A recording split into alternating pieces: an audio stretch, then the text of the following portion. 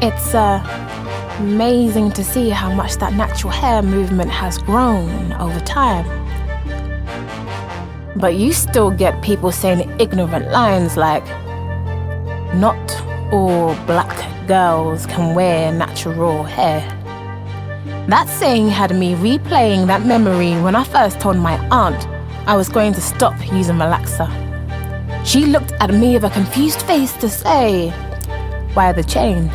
I don't understand. Afros are hard to maintain or even attract a man. I guess you can call me a rebel child, because that gave me more ammunition to go against a system that had ingrained her brain with a false proclaim that my natural hair was a problem, something to resist. I insist it was for myself and my health. So when young black girls say we are fearfully and wonderfully made, it will be played and replayed in our minds so much we will never feel inclined to conformity.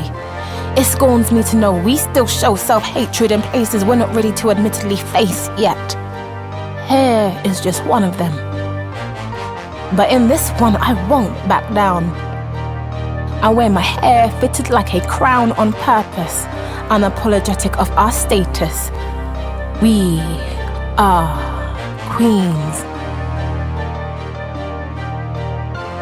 See, I had to change my way of thinking for my unborn child so she can look in the mirror and see her afro as ordinary. No shame. Not that stigmatized Afrocentric extraordinary thing to explore. Mothers, remember, your face will be the first face your daughter comes to adore. So please be an example and open the doors to her mind, because we are in a mental war. When I say we are in a mental war, it is with the ideology that's been stored in our minds and attacked us since birth. Time to be reborn and challenge the concept of beauty on this earth. I pray my child will not have to use her hair as a shield in that battlefield. Her heritage surpasses those chains that contains poison. She links the kingdoms and queendoms that build empires dressed in rubies and sapphires, so she'll never need to wear the lies of a Western disguise to be seen as a precious ruby in my eyes. She won't cling to the idea that her hair needs to be European, Malaysian, or Asian for society's acceptance. No, she won't be blinded by this deception. Why are we so obsessed with this perception? And you may talk about loving that black skin you're in, but if you disregard that hair it brings, you are not an exception. Our hair gets more praise from people outside our own race, yet we still carry its rejection. And why? For so long we have been attracted to images in that media displayed all around us, hair that laid flat around us to manage our kinks and naps. We damage it with chemicals and glued in weave tracks, causing receding hairlines as we mentally recede back in time of inferiority, when we had no authority, trying to blend in because we would believe we're the minority, longing for the approval of the supposed majority. Please remember to love yourself, and your own is your main priority.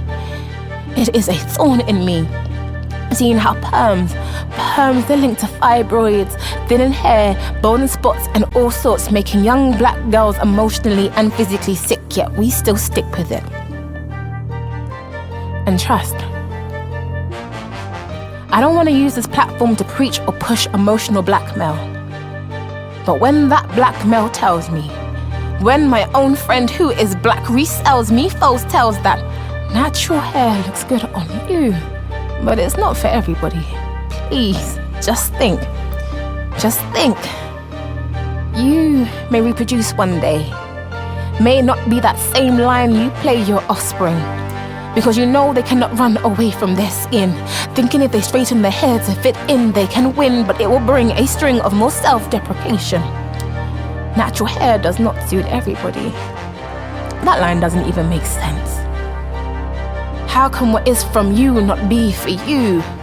No other race puts their hair through this tireless case, yet we still place ourselves in. In that one line, you question God's design. We have the power to redefine beauty, but instead we assist with its own decline. See, when I finally took some time to retrace our history, the mystery of our race, that we still find it difficult to embrace our God-given position on this place. I mean, did the William syndrome really do a number on us that strong? Yes, they tried to destroy us before, but our ancestors came through with a mighty roar. So please explain to me why you still believe that your natural self is wrong. We still strut along covering our head with weaves and extensions, rejecting how our own hair is an extension of ourselves.